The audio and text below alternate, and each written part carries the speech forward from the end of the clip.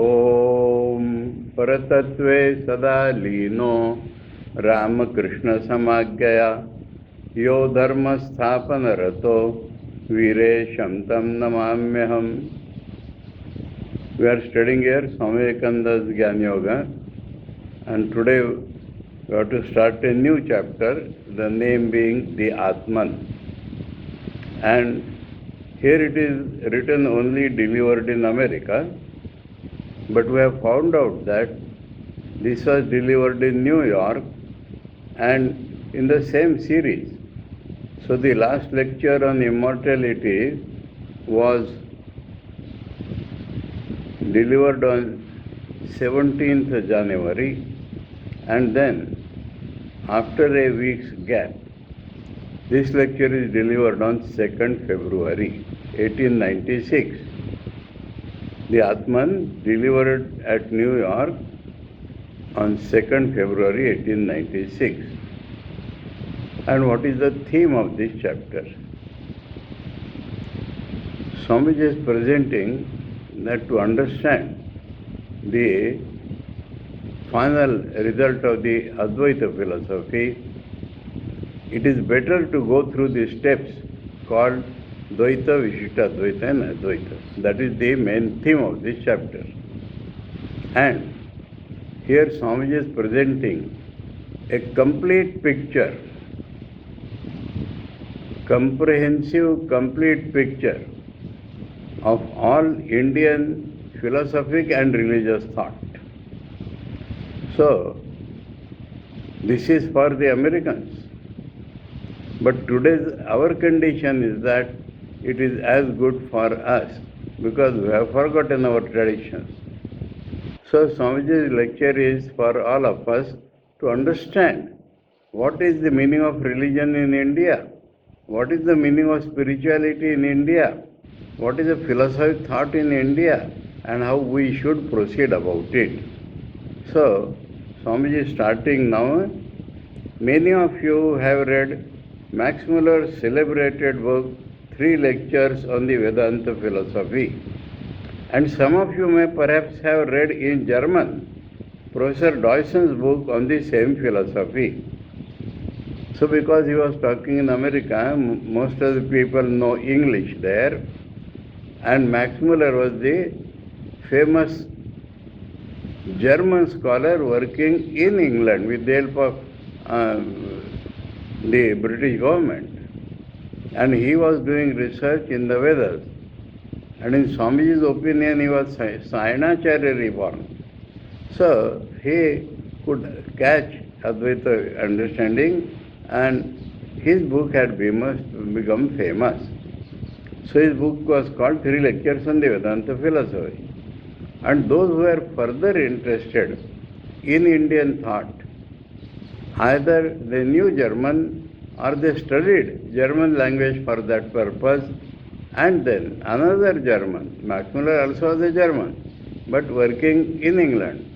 And there was another German, Professor Kiel Deussen, working in Kiel University of Germany. And Swamiji had met him. So he had written Deusson's book on same philosophy, Vedanta philosophy. So this is the introductory remark that it will catch the minds of those people who already read something. In what is being written and taught in the West about the religious thought of India, one school of Indian thought is principally represented, that which is called Advaitism, the monastic side of Indian religion. Because to the rational Western mind, that was the most irrational thought. And sometimes it is thought that all the teachings of the Vedas are comprised in that one system of philosophy. So the impression created is that Indian thought means Advaita. There are, however, various phases of Indian thought, and perhaps this non-dualistic form is in the minority as compared with the other phases.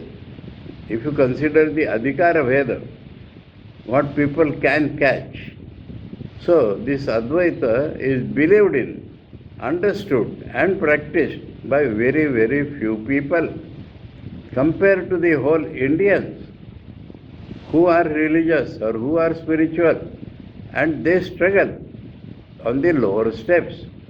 So that is what Swamiji is pointing out, that Indian thought does not mean only Advaita. For all the Americans or for our modern Indians, that you can start from where you are, and so Swamiji is presenting a comprehensive view and is telling that this notion is wrong, that Advaita is the only thought and it is actually in minority compared to the other thoughts. From the most ancient times, there have been various sects of thought in India. Now, why so many sects? Why so many thoughts? Why there was no uniformity in India? And as there never was a formulated or recognized church or any body of men to designate the doctrines which should be believed by each school. So there is not one supreme authority called the Pope or somebody who will say that this is everybody should think. That system was never in India, because according to man's position of life, he grows, and everybody was allowed to grow.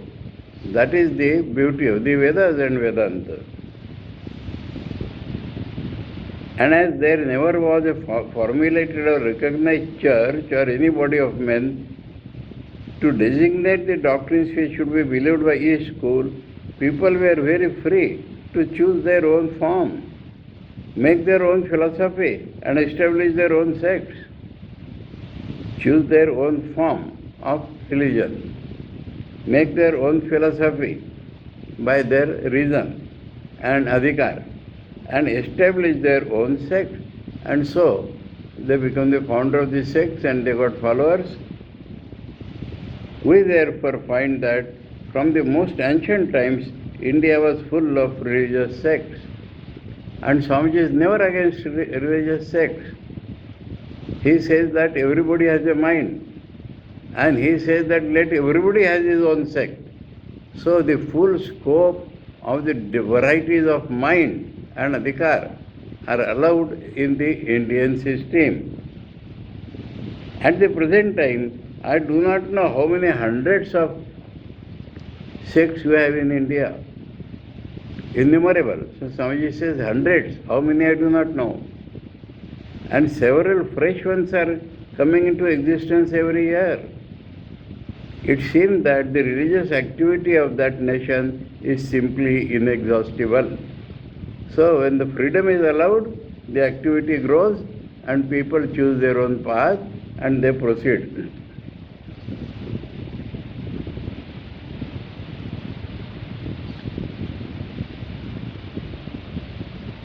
Of these various sects, in the first place, there can be made two main divisions. Philosophy sects here. The orthodox and the unorthodox. What is orthodoxy? Our term for that is Astik Darshanas, Nastik Darshanas. And Astik and Nastik do not refer to belief in God or not belief in God. Belief in Vedas and not belief in Vedas.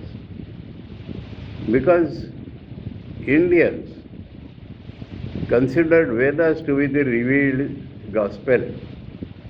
Now, different sections of the Vedas are followed, different interpretations are given on the Vedas, how much importance to Vedas, how much our reasoning, they vary, but they believe in the Vedas.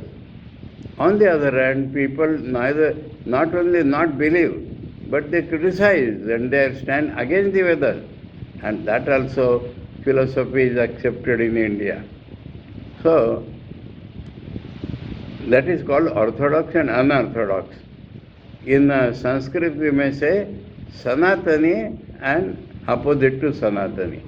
Now Sanatani not in the tradition following sense. Sanatan means believe in the Vedas here, Asanatani means against the Vedas. These that, Swamiji has explained, these that believe in the Hindu scripture, the Vedas, as eternal revelations of truth are called orthodox. They are the eternal revelations of truth. Truth is always exist. Only rishis discover them. They do not belong to any sect, they do not belong to any country, they do not belong to any society. Truth is eternal. And rishis who have developed, they discover, and that becomes the Vedas.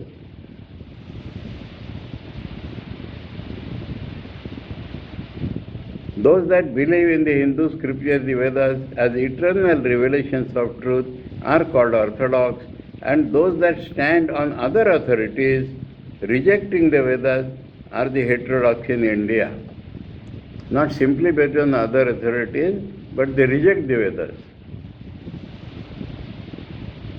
The chief modern unorthodox Hindu sects are the Jains and the Buddhists.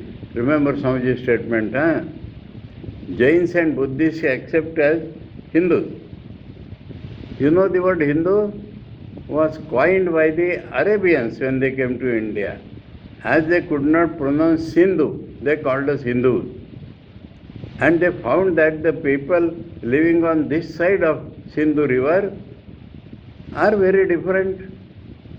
They believe in spirituality, and so we became called Hindus.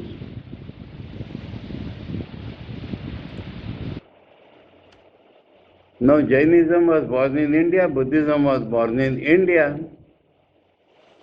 and that also from foreigners' point of view is part of Hinduism. And we accept that they are unorthodox Hindus. That means people in India spiritually inclined, not believing in the Vedas, are called the unorthodox, and the main unorthodox schools in India was Jainism and Buddhism. Among the orthodox, some declare that the scriptures are of much higher authority than reason. Others again say that only that portion of the scriptures which is rational should be taken and the rest rejected. So, Nyaya, Vaisheshik, Sankhya and Yoga, they belong to this category, that eternal revelation are Vedas, but reason is supreme. And so, if that does not appear rational, that will be rejected. On the other hand, Mimamsa, what is called Purva Mimamsa, and Uttar Mimamsa, that is Vedanta, they said that the revelations are supreme. Your reason should follow them, and then you should experience them. So, supreme, that is the main difference between the orthodox also. Whether you believe more in reason or in Vedas, that makes the difference. Among the orthodox, some declare that the scriptures are of much higher authority than reason. Others again say that only that portion of the scriptures which is rational should be taken and the rest rejected. Of the three orthodox divisions, we know there are 6 orthodox divisions, but Swamiji calls it 3, into 3 groups. The Sankhyas, the Naiyayikas and the Mimamsakas. Mimamsaka means analysis of the Vedas. And therein there are 2 schools. The Karmakandis, Purva Mimamsa, analyzing only the karma portion of the Vedas. And the Uttar Mimamsas or Vedantic, who analyze the knowledge portion of the Vedas. So these are both called Mimamsakas in general. And Sankhyas and Yoga, they believe in subtler perceptions and rationality based upon subtler perceptions and the Vedas. And Nyaya and Vaisheshik believe in what we experience today, and what we cannot understand we take from the Vedas. That is their position.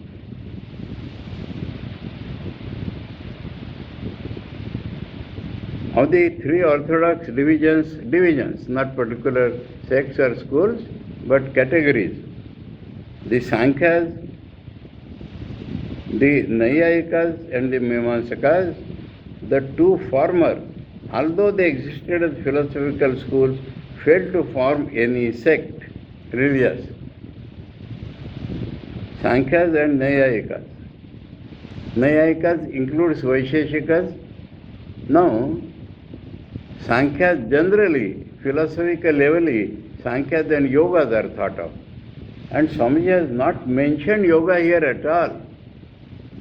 So it is clear that Swamiji's idea of yoga is Vedantika Prakaran.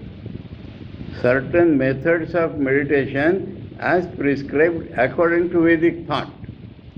So he takes yoga not as part of Sankhya, though it is based upon Sankhya philosophy, but Vedic teachings in a particular yogic system, because here he has not mentioned yoga at all.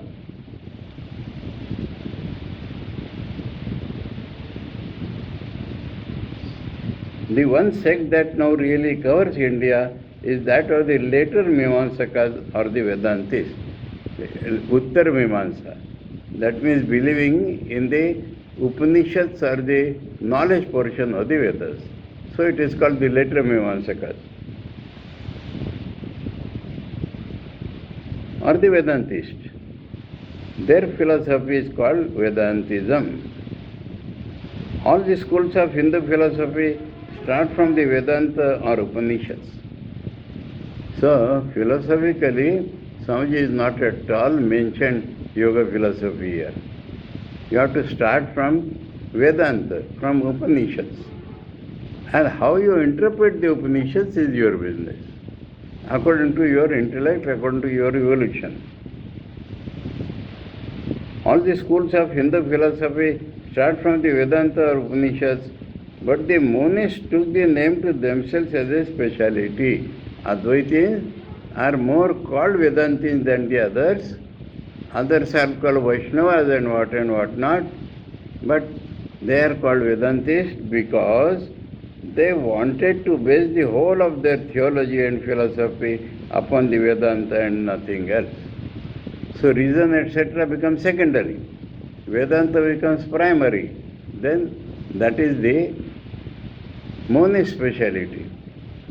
Because the Dvaitins and Vishita Dvaitins, they would quote lot of Puranas in their system, and they would believe so many things.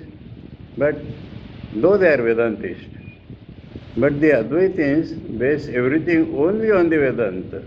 That is why generally the belief is that Vedanta means Advaita. Because they wanted to base the whole of their theology and philosophy. Theology means philosophy based upon the concept that there is a God. That becomes theology. Upon the Vedanta and nothing else. In the course of time, the Vedanta prevailed, and all the various sects of India that now exist can be referred to one or other of its schools. Yet these schools are not unanimous in their opinion,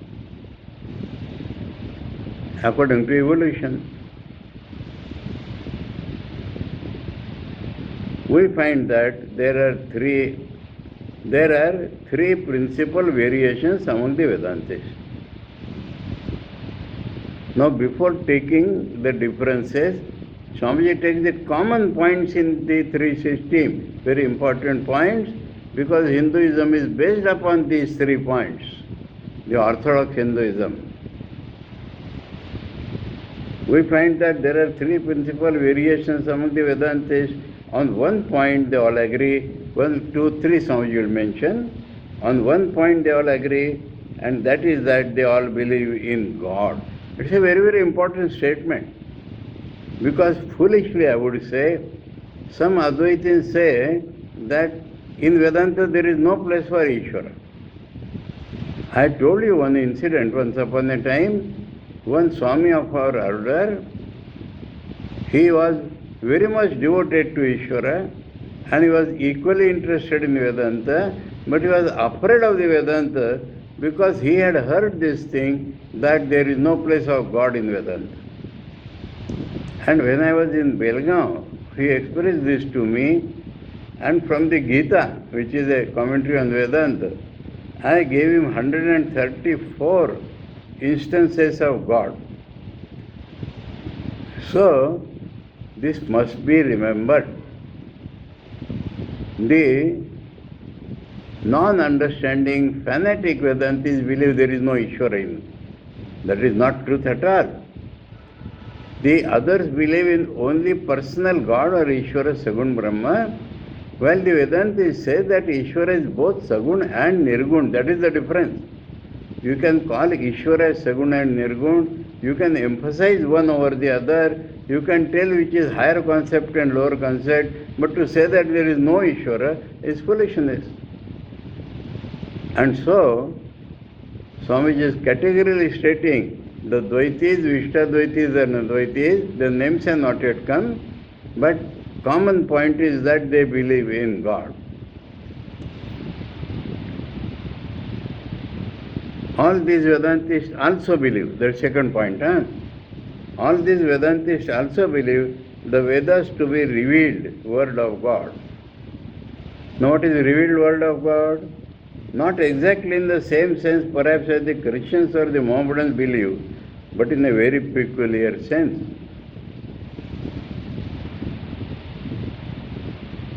Their idea is that the Vedas are an expression of the knowledge of God, and as God is eternal, His knowledge is eternally with Him.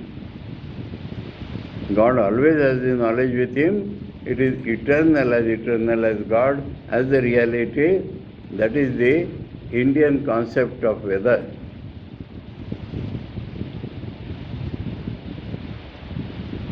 And as God is eternal, His knowledge is eternally with Him, and so are the Vedas eternal. Now, third ground. There is another common ground of belief, that of creation in cycles. Very important point. We have studied this in Swamiji's lectures previously, that there is involution and evolution, Srishti Sthiti Pralaya, in a cyclic way it is moving, that all Hindus believe.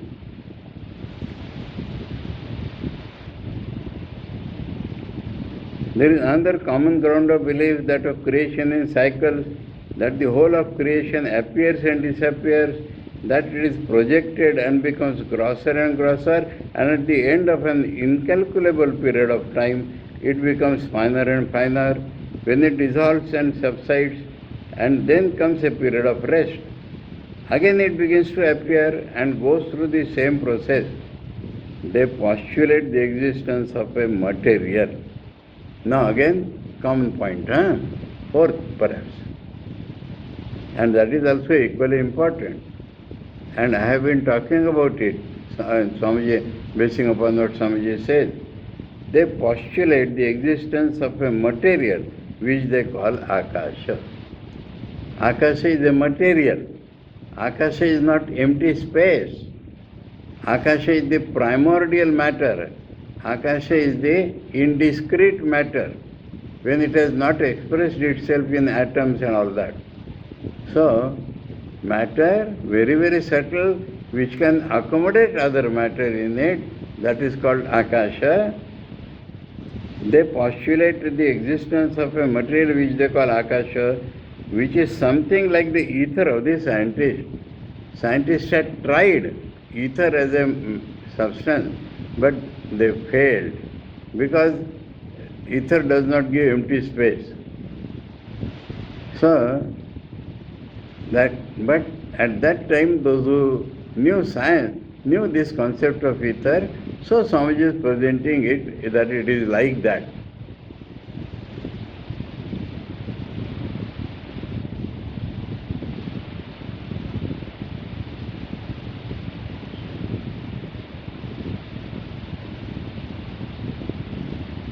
They postulate the existence of a material which they call Akasha, which is something like the ether of the scientist, and a power which they call Prana. Prana, power. Akasha, matter. Power means energy here. About this Prana they declare that by its vibration the universe is produced. So Akasha vibrated and then the universe came out.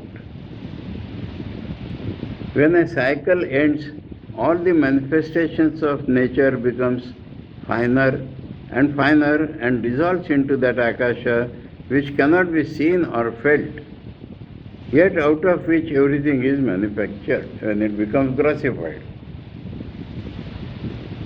All the forces that we see in nature, such as gravitation, attraction and repulsion, or as thought, feeling and nervous motion, all these various forces resolve into that prana. So prana is the original energy, both gross and subtle. And the vibration of the prana ceases in the pralaya time. In that state it remains until the beginning of the next cycle. Prana then begins to vibrate, and that vibration acts upon the Akasha, and all these forms are thrown out in regular succession. That is the Srishti. So, four principles Swamiji has told.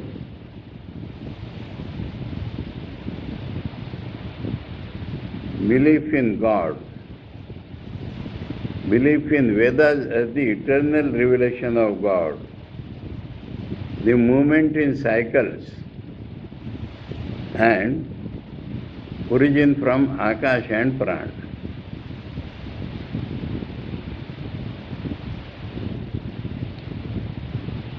Now, Swamiji starts. This is the background. The first school I will tell you about is styled the dualistic school. First means from lower to higher we are going. Dualistic school. The dualists believe that God, who is the creator of the universe and its ruler, is eternally separate from nature, eternally separate from the human soul. So, Purushas, Prakriti and Ishwar, that is what they believe. God is eternal, nature is eternal, so are all souls.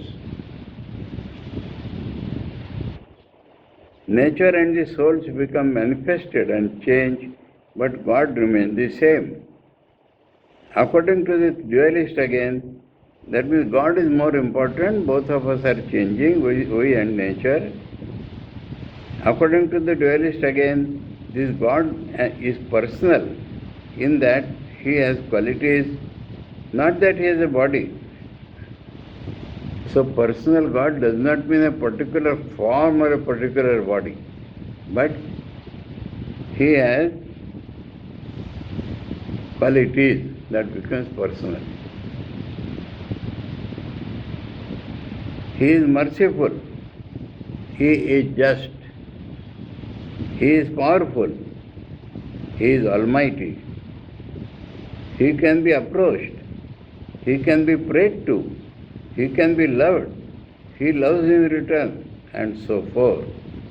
So, the positive or constructive points of Dvaitism Swamiji is taking up. That is the Swamiji's approach in this lecture.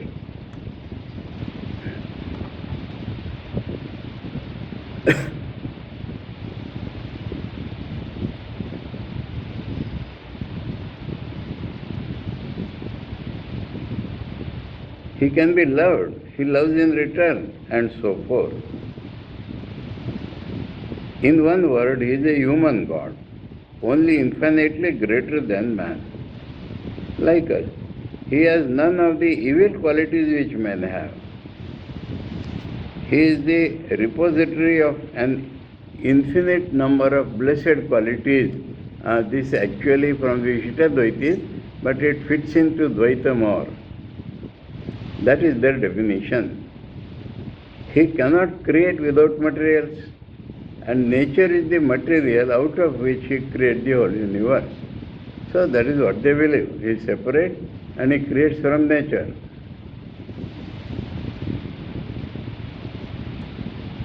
There are some non-Vedantic dualists called atomists.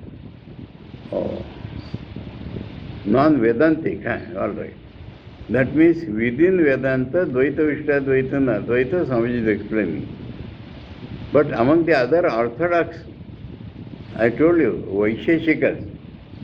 So the Vaisheshikas believe in atoms and they also believe in Ishvara.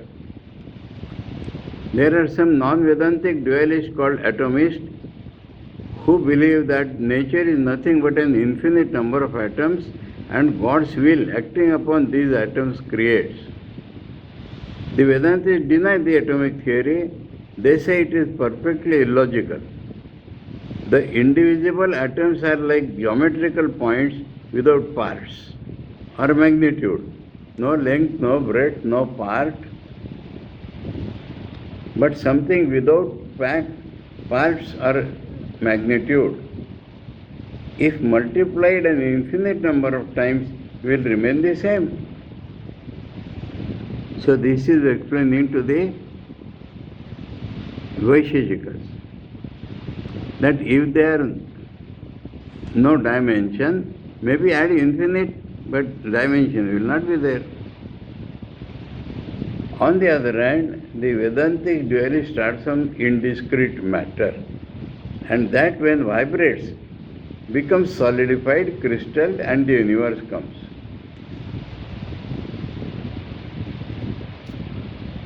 The Vedantists deny the atomic theory. They say it is perfectly illogical.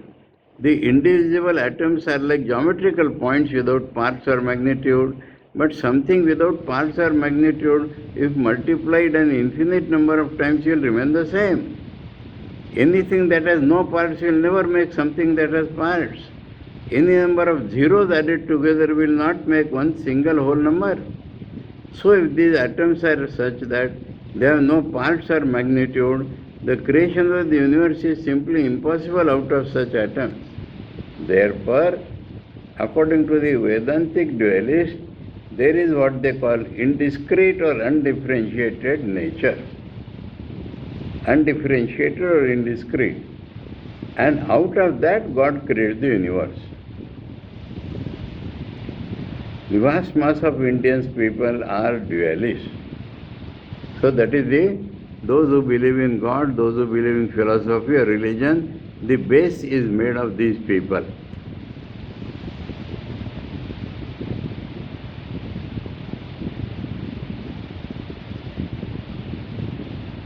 The vast mass of Indian people are dualists. Human nature ordinarily cannot conceive of something higher. All other religions are fully dualist. Indians, the base is dualist. We find that 90% of the population of the earth who believe in any religion, not whole population, are dualists. All the religions of Europe and Western Asia are dualist. Western Asia means the Arabian countries, they have to be. The ordinary man cannot think of anything which is not concrete. So, believing in sthool objects, that makes them dualist. He naturally likes to cling to that which his intellect can grasp. That is to say, he can only conceive of higher spiritual ideas by bringing them down to his own level. He can only grasp abstract thoughts by making them concrete. This is the religion of the masses all over the world. It stops there. In India it grows.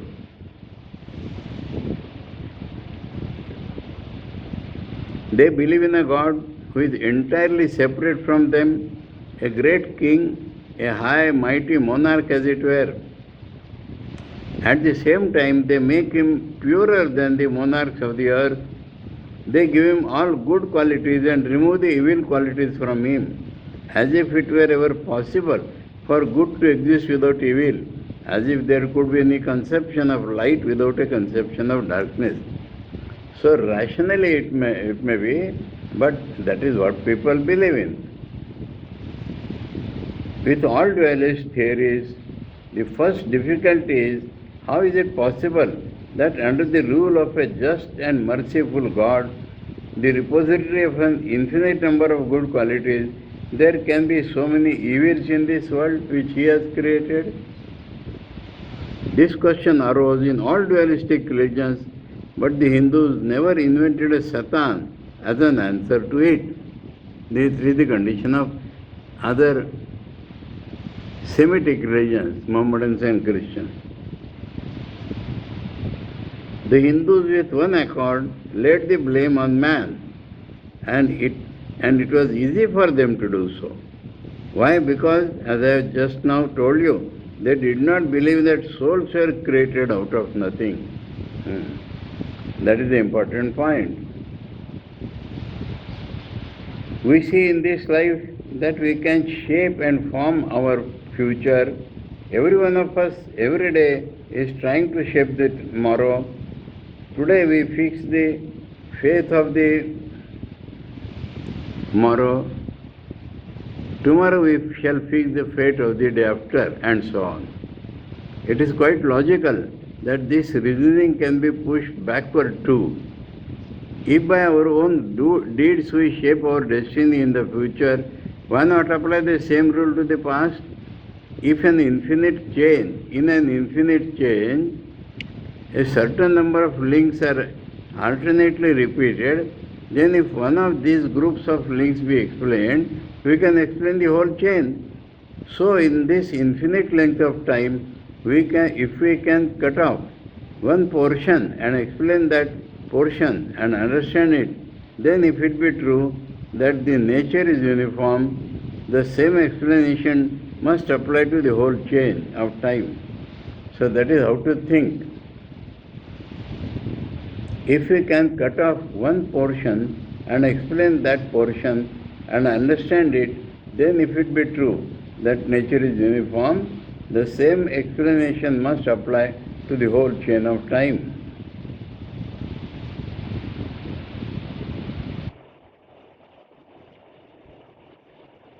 So,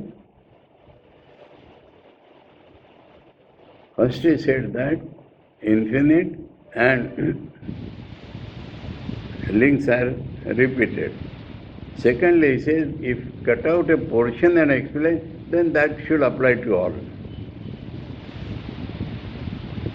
If it be true that we are working out our own destiny here within the short space of time, if it be true that everything must have a cause as we see it now, it must also be true that that which we are now is the effect of the whole of our past.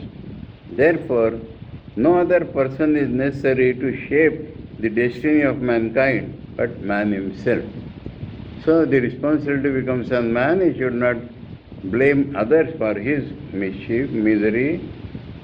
The evil that are in the world are caused by none else but ourselves. We have caused all this evil.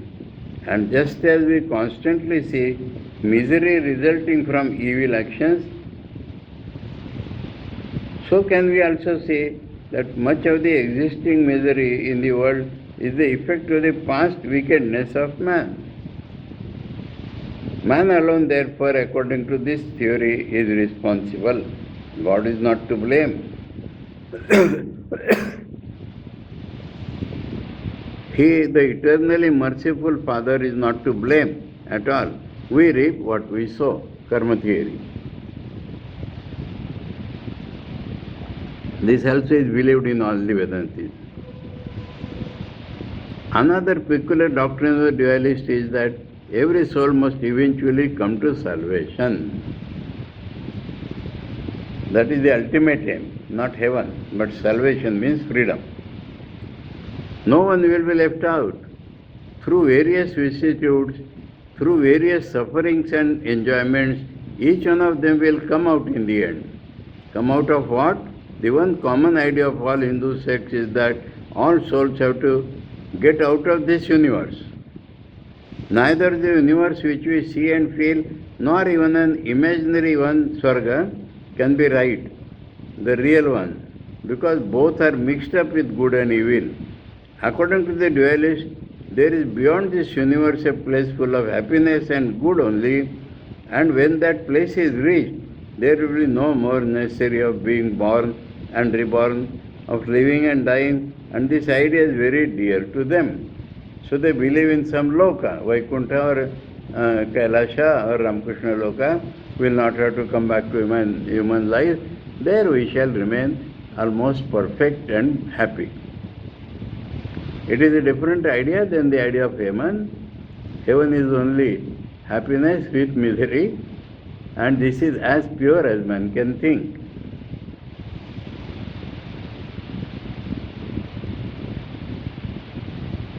No more necessary of being born and reborn, of living and dying, and this idea is very dear to them, yes.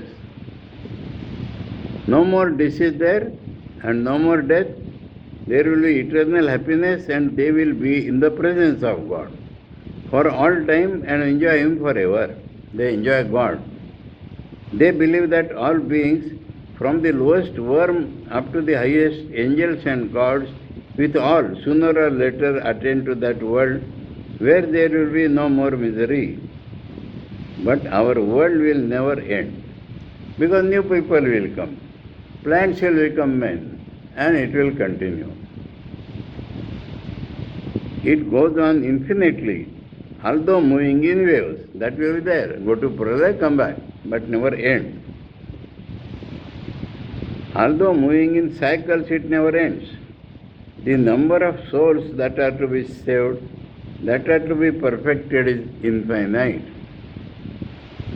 Some are in plants, some are in the lower animals, some are in men, some are in gods. But all of them, even the highest gods, are imperfect, are in bondage. What is the bondage? The necessity of being born and the necessity of dying. Janma Mrityu is the bondage.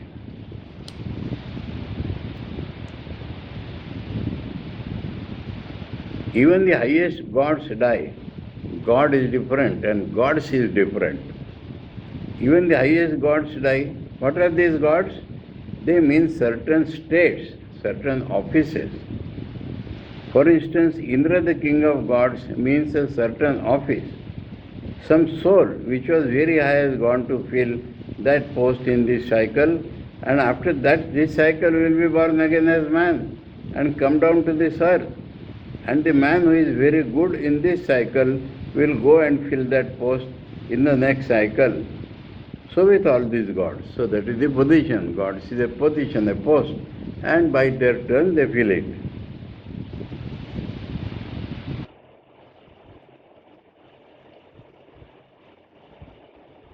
And the man who is very good in this cycle will go and fill that post in the next cycle. So with all these gods, there are certain offices which have been filled alternately by millions and millions of souls, which after filling those offices came down and became men. Those who do good works in this world and help others, but with an eye to the reward, helping to reach heaven or to get the praise of their fellow men, must, when they die, reap the benefit of these good works. They become these gods. But that is not salvation. Salvation never will come through hope of reward. Whatever man desires, the Lord gives him. Man desires power, they desire prestige, they desire enjoyments as gods, and they get those destinies fulfilled. But no effect of work can be eternal. The effect will be exhausted after a certain length of time. So, Khine Punne. It may be ions, but after that it will be gone, and these gods must come down again and again. Men came down again and become men and get another chance for liberation. So the chance for liberation is only in the human life. The lower animals will come up and become men, become gods perhaps, then become men again, or go back to animals until the time when they will get rid of all desires for enjoyment, for thirst for life, this clinging on to the me and mine, this me and mine is the very root of all the evils in the world. If you ask a dualist, is your child yours? He will reply, it is God's. My property is not mine, it is God's. Everything it should be held as God's. So, the positive points of the dualist he has described, which helps them to grow, which helps all of us to grow at that particular point.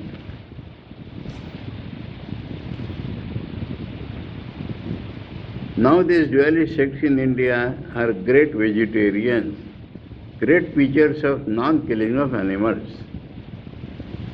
They now, common to all, Swamiji has told, speciality of the dualist he has told, some more characteristics of the dualist he is explaining. But their idea about it is quite different from that of the Buddhist. Bhagwan Buddha preached this ahimsa. We have taken it, but our idea is different from that of Buddha. If you ask a Buddhist, why do you preach against killing any animal, he will answer, we have no right to take any life. And if you ask a dualist, why do you not kill any animal, he says, because it is the Lord's. Connecting everything with Lord's, that superimposition, that is the way of the dualist.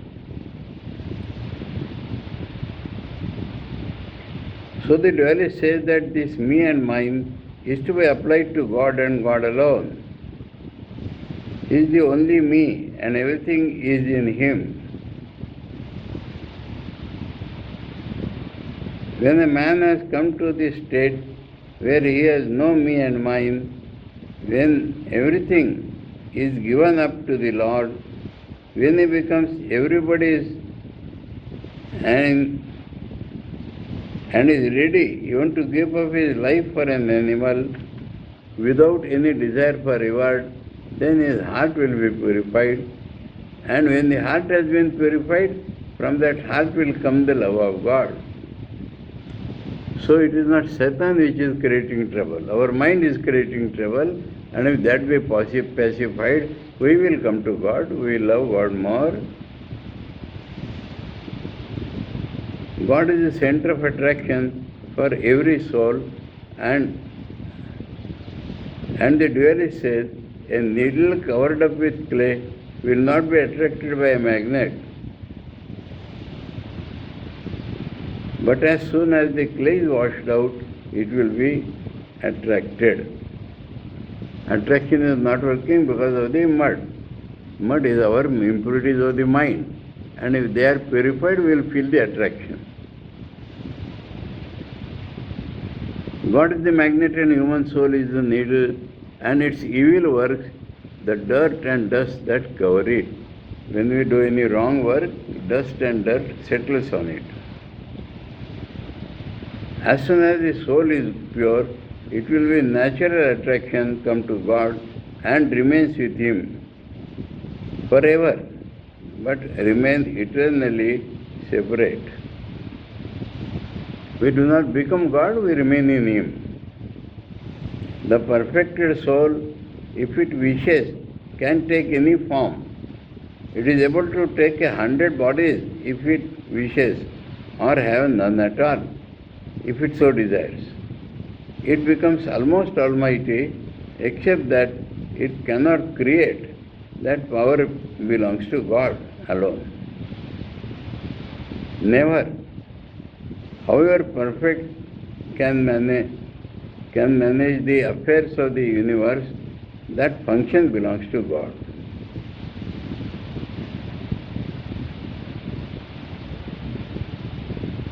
But all souls, when they become perfect, become happy forever and live eternally with God.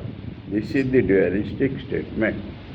So that suits certain people and they grow by loving God, and that is the position. One other idea the dualists preach, one more idea. They protest against the idea of praying to God, Lord, give me this and give me that. Very important thing. dualism is the lowest in the order, much higher than the ordinary man. Ordinary man, if he prays very little, he wants something. One other idea the dualists preach, they protest against the idea of praying to God, Lord, give me this and give me that. They think that should not be done.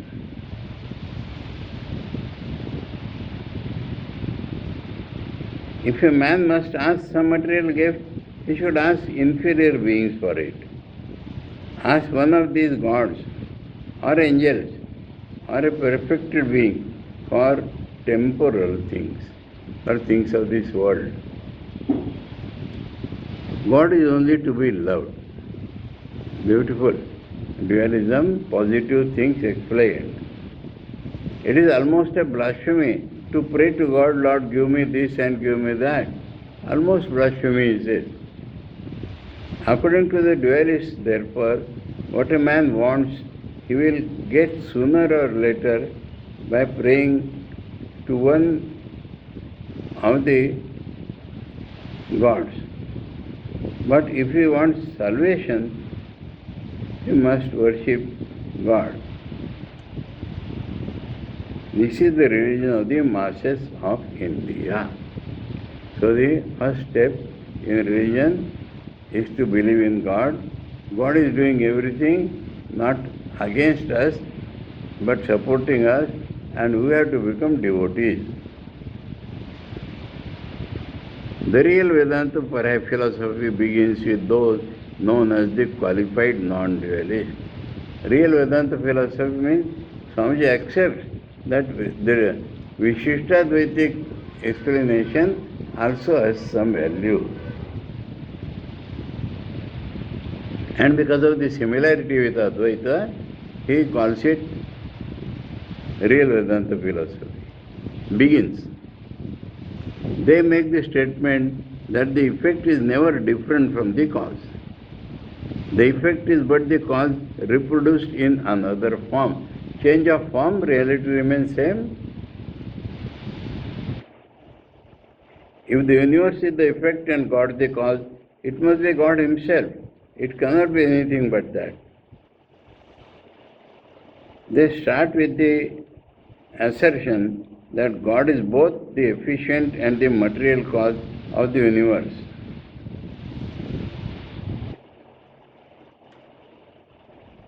That he himself is the creator and he himself is the material out of which the whole of nature is projected.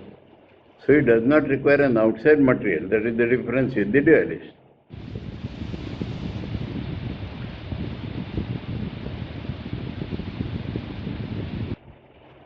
The word creation in your language has no equivalent in Sanskrit.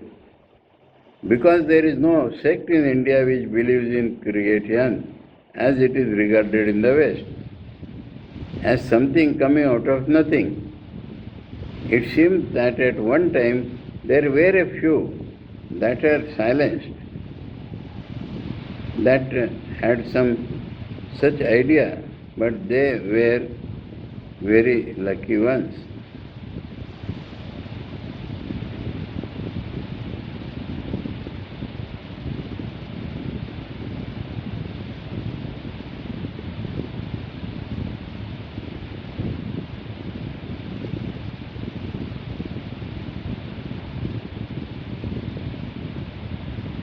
But they were very quickly silenced. At the present time, I do not know of any sect that believes this. What we mean by creation is projection of that which already existed. Now the whole universe, according to this sect, is God himself. In what sense? God's body. He is the material of our universe. We read in the Vedas, as the Urnanabi spider spins the thread out of his own body, even as the whole universe has come out of that being, God.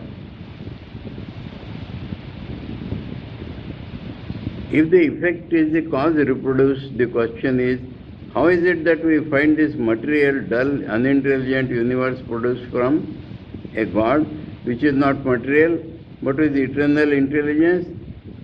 How is it? I think we take up this portion on the next turn and then come to Advaita.